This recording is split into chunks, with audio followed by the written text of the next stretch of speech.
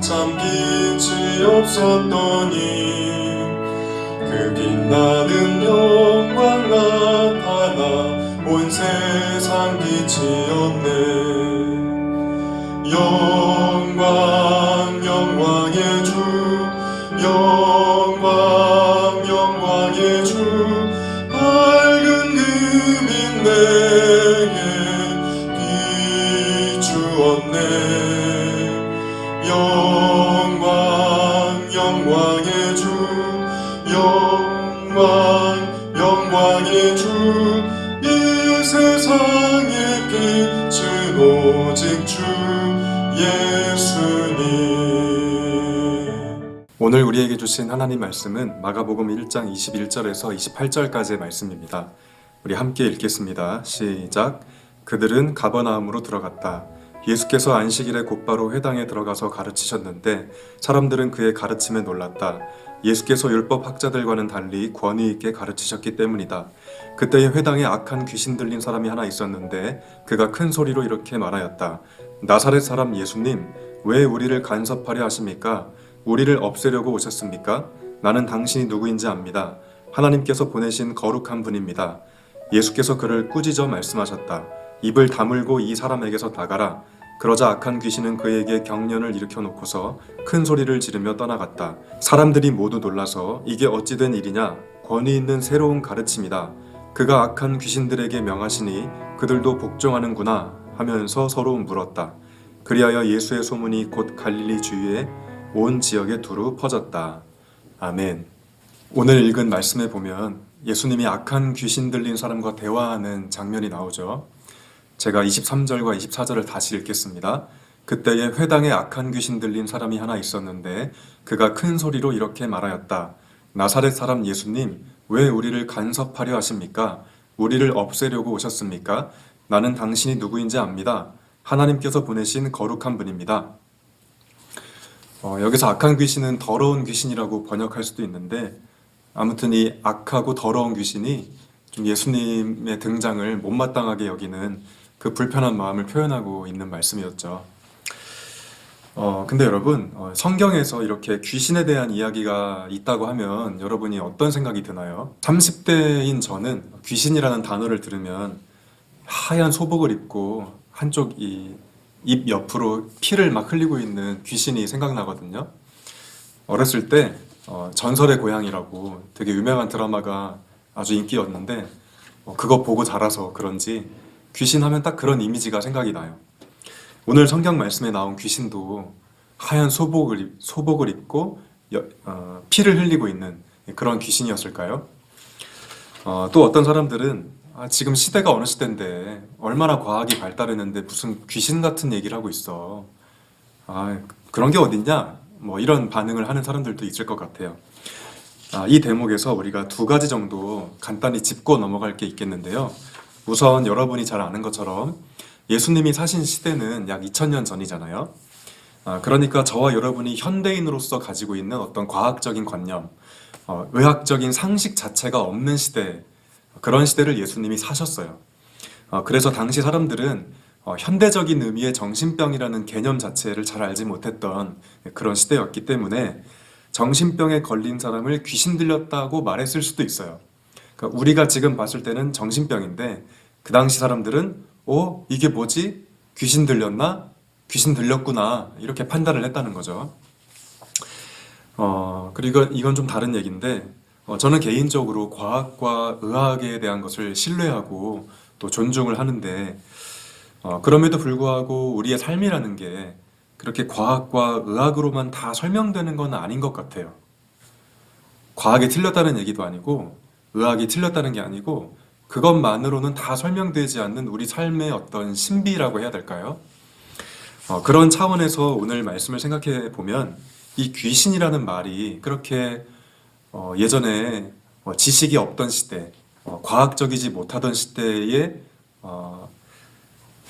촌스러운 개념, 무지한 개념 이렇게만 치부할 수는 없을 것 같다 이런 생각이 듭니다. 자, 아무튼 한 가지 확실한 건 뭐냐면 지금 예수님과 마주하고 있는 어떤 사람이 귀신이라고 표현된 어떤 힘에 의해 사로잡혀 있다는 것만은 분명하죠. 우리가 귀신을 어떻게 해석할 거냐 이 문제와 별개로 어쨌든 귀신이라고 표현된 그 힘에 강력하게 사로잡혀 있는 한 사람을 지금 예수님이 만나고 있는 것은 분명합니다. 그 사람은 움직일 수도 있고 숨도 쉬고 있지만 자기 삶을 살고 있지 않죠. 그 자기 안에 들어온 귀신에 사로잡혀서 그가 조종하는 대로 살고 있는 거죠. 귀신이 가라는 대로 또 하라는 대로 그런 삶을 살고 있었어요. 자, 이제 곧 우리가 설날을 맞이하게 되는데 우리 민족 고유의 아주 유서 깊은 놀이, 여러분이 잘 아는 얼음땡 놀이 있잖아요. 얼음땡 놀이. 술래를 피해서 막 도망다니다가 잡힐 것 같은 상황에서 얼음 이렇게 하고 있으면은 술래가 못 잡잖아요. 근데 이제 문제는 내가 얼음이라고 외쳤기 때문에 움직일 수가 없는 거죠.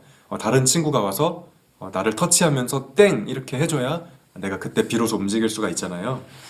뭐 예를 드는 건데 지금 이 귀신 들린 사람의 처지가 좀 비슷해요. 누가 와서 땡 해줘야 이제 움직일 수 있는 거예요. 자유롭지 못한 삶이에요. 이렇게 꼼짝도 못하는 삶을 이 사람이 귀신 들린 사람이 살고 있는 거죠. 이 악하고 더러운 귀신은 예수님이 세상에 나타나신 게 많이 불편했어요. 그래서 왜 우리를 간섭하려 하십니까? 우리를 없애려고 오셨습니까? 이렇게 따져 묻게 되죠. 그러자 예수님은 말씀 한마디로 그 귀신을 제압했다고 오늘 성경을 기록합니다. 예수께서 그를 꾸짖어 말씀하셨다. 입을 다물고 이 사람에게서 나가라. 실제로 그 사람을 사로잡고 있던 귀신이 떠나갔다 하는 이야기가 오늘 읽은 성경 말씀이었죠. 예수님이 귀신 들린 사람에게 오셔서 땡 하고 터치해 주신 거예요. 그랬더니 그 얼어있던 삶이 이제 자유를 맛보게 된 거죠. 이제 조종당하는 삶에서 벗어나 자기 삶을 찾게 된 거예요. 우리는 지금 예수님의 나타나심을 기억하고 기념하는 주연절기를 보내면서 오늘 말씀을 읽었어요. 오늘 성경은 말합니다. 예수님은 사람들을 사로잡고 있는 귀신을 물리치시려고 오셨다는 거죠. 여러분은 걷고 싶을 때 걷고 또 마시고 싶을 때 마시고 또 먹고 싶을 때 먹고 뭐 그렇게 다 살고 있으니까 여러분 스스로 자유로운 사람이라고 생각을 하나요? 많은 경우에 자신이 무언가에 의해서 조종당하고 있다는 것을 알지 못해요. 알기 어려워요. 예수님은 그런 우리를 자유롭게 하고 해방시키시려고 이 세상에 오셨습니다. 그래서 예수님을 만난 사람은 자유인이에요. 그 누구도 더 이상 그 사람의 정신을 사로잡을 수 없고요. 그 어떤 것도 더 이상 그 사람을 억압할 수 없어요. 예수님이 오셔서 땡 하고 터치해 주셨거든요. 예수님을 만나면 다 그렇게 됩니다. 저는 한번 이제 생각을 해봤어요. 말씀을 준비하면서 오늘날에 이 한국에서 살아가고 있는 많은 청소년들, 이 학생들을 사로잡고 있는 귀신이 있다면 그 귀신은 어떤 귀신일까? 저는 입시라는 귀신이라고 생각해요. 대학에 가야 하는 게 입시잖아요, 입시. 저는 근데 그 입시가 귀신 같아요, 어떨 때 보면. 모름지기 공부라는 것은 자기를 이해하고 세상을 이해하려는 시도들 중에 하나라고 할 수 있어요. 자기를 이해하고 또 세상을 이해해 보려는 시도들 중에 하나. 이게 공부예요. 도대체 내가 누구냐? 또 인생은 무엇이냐? 세상은 어떤 곳이냐? 이걸 따져 묻고 답을 얻는 그런 모든 과정이 공부죠. 그런 공부를 통해서 나의 자아를 튼튼히 세워가고 또 동시에 세상에 있는 약하고 슬픈 사람들을 보듬어 줄 수 있는 이 마음의 품을 넓혀가는 과정, 이게 공부라고 저는 생각해요. 하지만 애석하게도 우리나라는 입시 귀신이 제가 방금 얘기한 공부의 의미, 공부의 가치를 다 망가뜨렸죠. 그 증거는 어떻게 알 수 있냐면 학생들이 공부를 열심히 하려고 하는 이유를 들여다보면 답이 나와요. 왜 공부 열심히 하죠? 대부분의 학생들이 출세하려고, 안정적인 삶을 살려고, 돈 많이 벌려고 뭐 그런 거 아니겠어요? 딱 그 수단으로만 공부의 의미를 한정시키는 거죠. 출세 자체가 나쁘다, 돈을 버는 게 나쁘다, 안정적인 걸 추구하는 게 나쁘다는 얘기가 아니에요. 오직 그것만을 위한 수단으로 공부의 의미를 한정시키는 것에 문제가 있다는 얘기를 제가 하는 거예요. 우리가 공부의 의미를 그렇게 규정하고 산다는 것을 우리 서로가 잘 알고 있어요. 말하지 않아도 공부를 어떻게 생각하고 있는지 다 알고 있단 말이죠. 그렇기 때문에 공부를 잘하는 사람을 보면 부럽기는 한데 존경은 안 돼요. 저 사람이 왜 공부를 잘하게 됐는지 우리 다 알고 있거든요. 그래서 부러워요. 아, 안정적인 삶을 살 수 있겠구나. 아, 돈을 많이 벌 수 있겠네? 왜 공부 잘했으니까요. 근데 존경하는 마음은 안 생겨요. 우리가 안정적인 사람, 돈 많은 사람을 존경하진 않잖아요. 공부를 잘하는 사람이 존경이 안 되는 이유가 다 그 맥락에 있는 거죠. 부럽기는 해요. 네. 그런 의미에서 한국은 참 불행한 사회죠. 공부를 잘하는 사람을 만났을 때 부럽기만 하고 존경은 하기가 어려운 사회는 불행한 사회죠.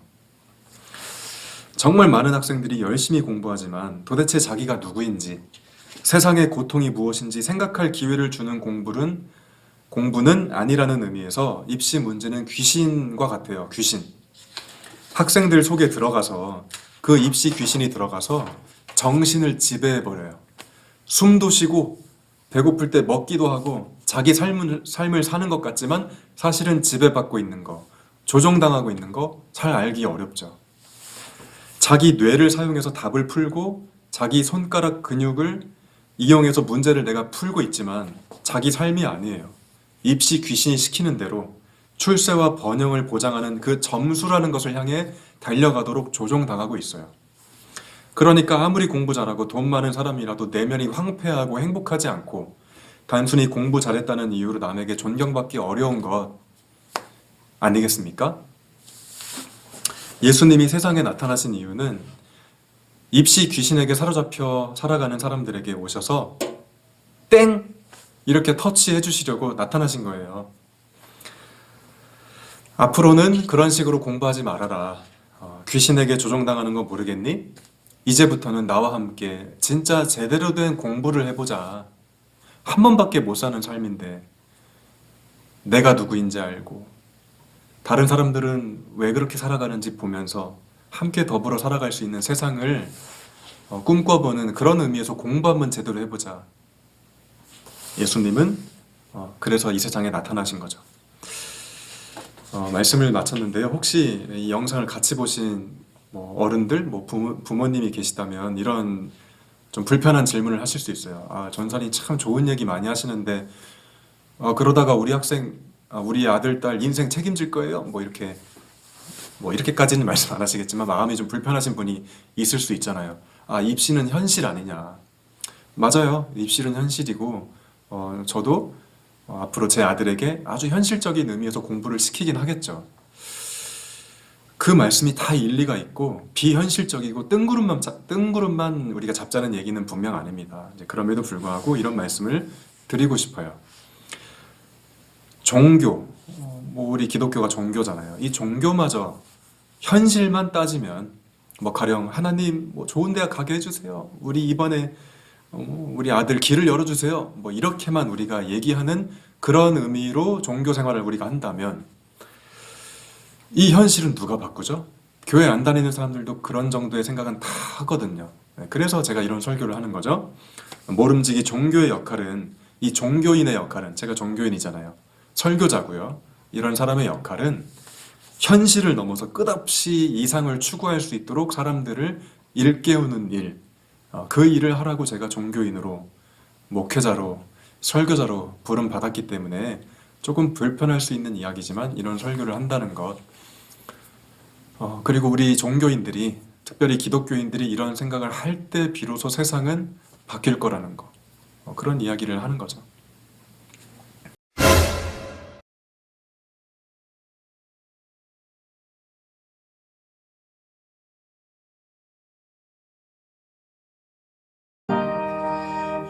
예수님은 누구신가? 우는 자의 위로와 없는 자의 풍성이며 천한 자의 높음과 잡힌 자의 노임 되고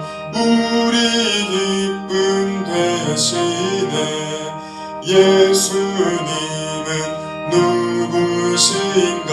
약한 자의 강함과 눈먼 자의 빛이시며 병든 자의 고침과 죽은 자의 부활되고 우리 생명 되시네. 아멘. 오늘 저녁이나 내일 정도에 다음 주 예배가 어떻게 될지 우리 친구들에게 광고를 하겠습니다. 아무튼 오늘 하루도 잘 보내고 잘 지내다가 다음에 만나도록 하겠습니다. 안녕.